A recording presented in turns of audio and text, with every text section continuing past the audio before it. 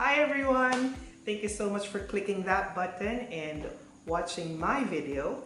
And just a short background about me, my name is John Matthew. I'm a communication arts graduate, and basically the reason why I'm going to have a vlog is because I wanted to challenge myself.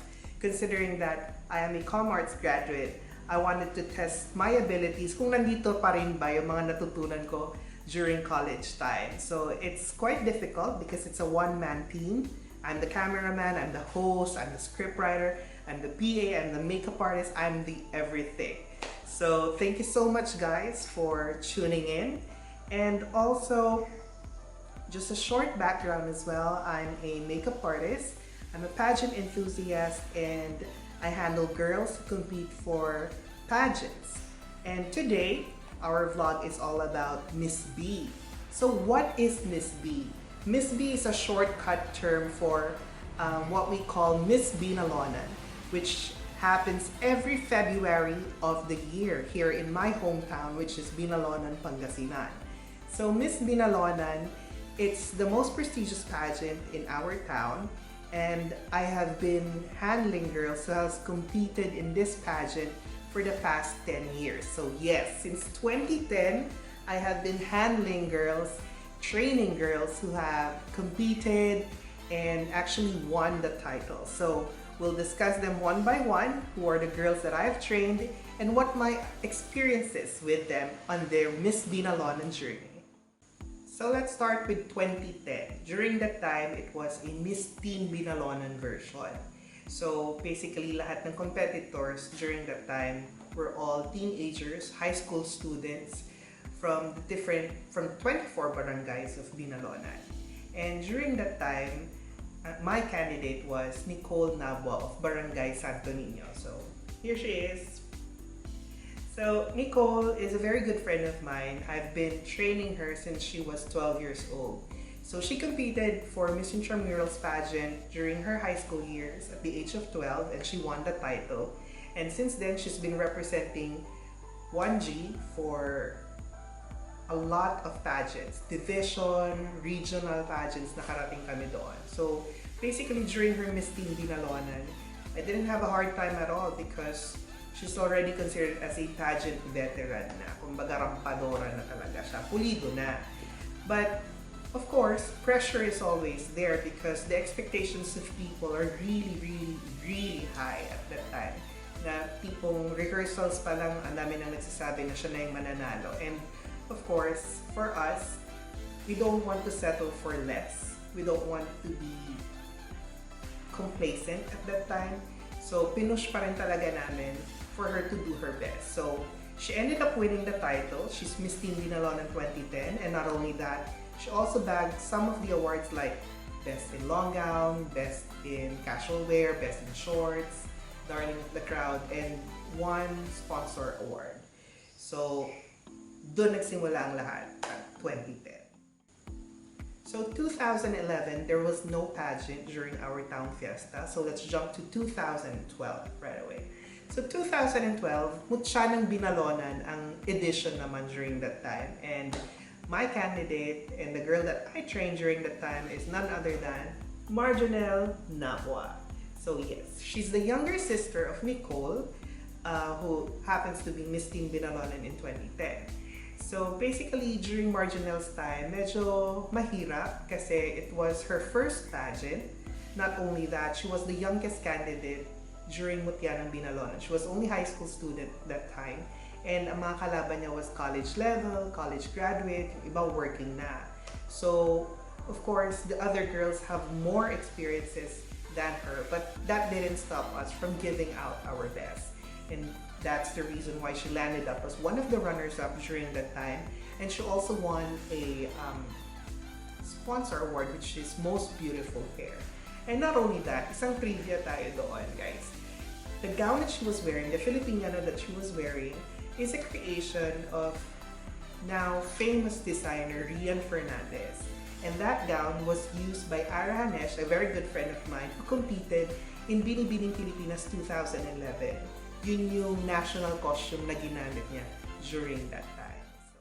So after Mutya ng Binalonan 2012, nagkaroon naman ng Ms Binalonan in 2013. Unfortunately, wala akong naging candidate during that time because I was already working in Manila. So, work muna ang priority. And then 2014, walang pageant. 2015, wala ulit pageant. 2016, bumalik yung Ms Binalonan. And during that time, I already teamed up with Hearn, Jim, and Aubrey. And for the very first time, I am handling my very own barangay, which is Poblacion. And ang laki ng pressure kasi pag hawak mong Poblacion because ang Poblacion, lagi siyang pasok sa top 5 in every Ms Binalonan pageant because laging matangkad, maganda, nakakasagot. So in short, beauty queen material. And you know, ang hirap lang na sundan yung ganung track record ng Poblacion tapos biglang nang dahil sa'yo hindi sila nakapasok sa top 5. So nakakahiya, diba? So ang laki ng pressure at that time. But nonetheless, our candidate that time is none other than Jessica Roda. So during Jex's time, meron tayong creative costume. So ito yung ginawa namin. And then she was wearing a gown creation by Tito Oleg of Baguio City. Ito yun. So she won Best in Long Gown and she eventually was crowned Ms Binalonan 2016. So medyo controversial yung pageant because something happened during the coronation awarding. So yun. But then, looking back, Jex totally deserved the title because she's giving out a Megan Young vibe on stage. As in, pag nakita mo siya sa stage, siya yung titignan mo talaga because stand out eh. Ang tangkad, ang ganda, tapos very regal yung dating niya. So, it's one of the most memorable experiences that I have during Ms Binalonan. And I will never forget that. Kasi unang hawak namin ng Poblacion, unang panalo namin. As handlers of Poblacion. Yun.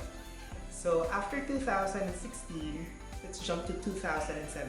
So 2017, ang candidate namin at the time is Shaira Escobar. Again, from Barangay Poblacion.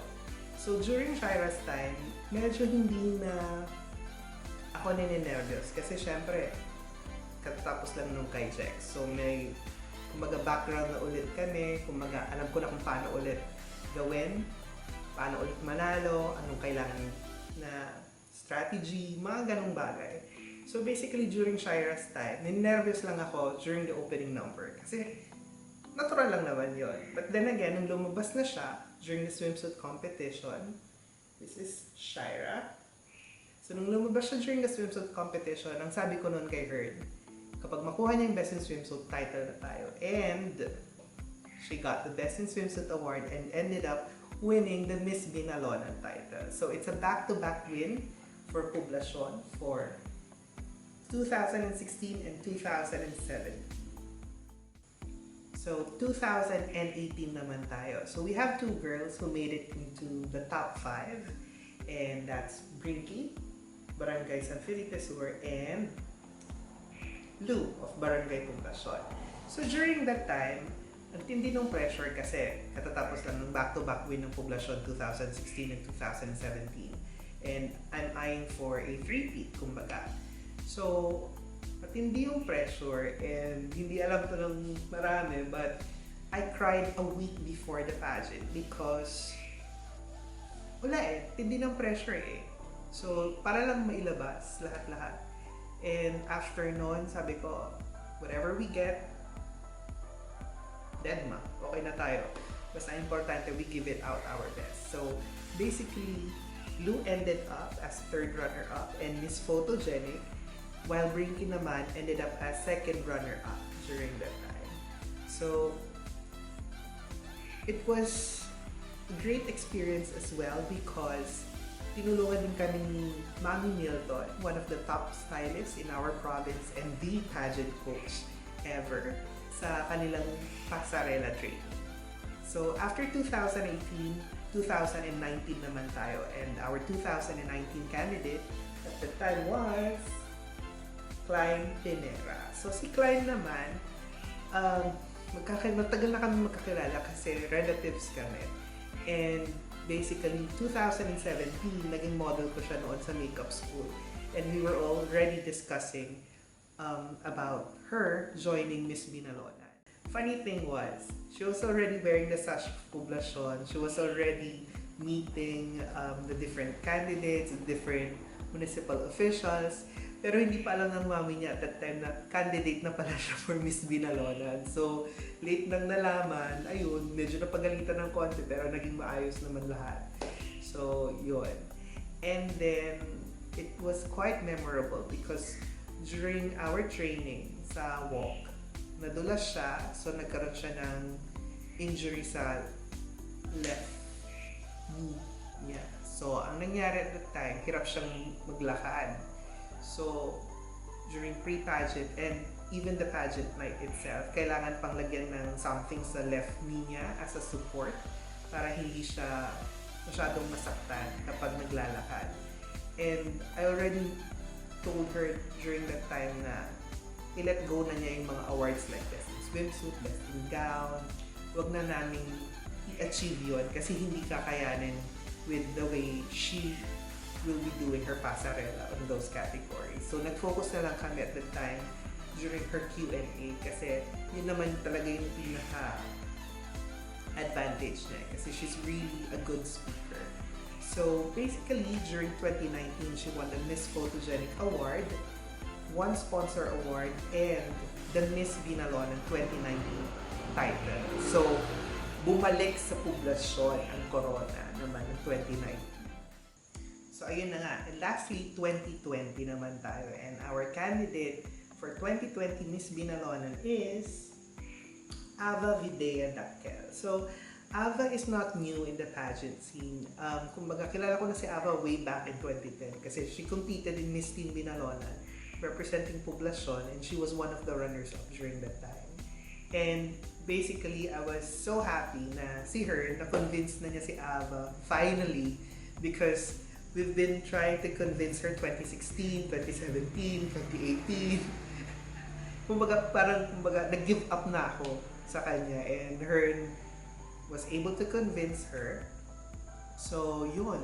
Naging candidate namin si Ava. And I didn't have a hard time with Ava because she's really a good student. She listens and makikita mo yung eagerness niya to win and the discipline as well. Hindi yan nalilate, I think. And at the same time, ginagawa niya yung mga assignments na binibigay namin sa kanya. So, during Ava's time, she won ano mga awards niya? Best in long gown, she won best in swimsuit, she won Miss WCC, and then may isa pang award. And of course, the Ms Binalonan title. So it's a back-to-back win na naman for Poblacion 2019 and then 2020. So, my experience with Ava naman, kumakain kami sa McDonald's until midnight before the pageant night. So, yun, pre-nap up ko lang siya, pinakalma, kasi medyo nervyosa na ang lola mo. And hindi ko siya makakalimutan kasi during the talent competition, it was her first time to sing for her talent. So, yun. Yun yung pinaka-memorable ko kay Ava. And I really had a great time with her. So, there you go, guys. That's my road to my Ms Binalonan journey. And hopefully, catch me on my next episode naman, which is school pageants naman ako naging focus